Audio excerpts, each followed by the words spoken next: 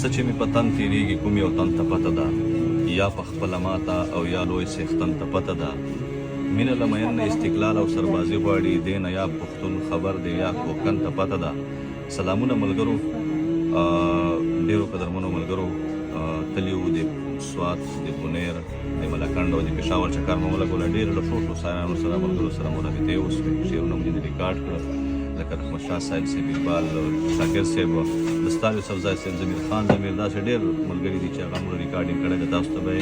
هغه ویډیو وار په وار باندې اپلوډ کوو او تاسو به یې ګورئ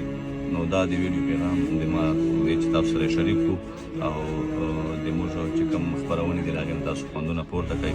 او نور به باقاعده چې کومې ویډیوګانې دي به تاسو په دې چینل باندې ګورئ دا چینل تاسو سبسکرایب کړئ او خوښ یې کړئ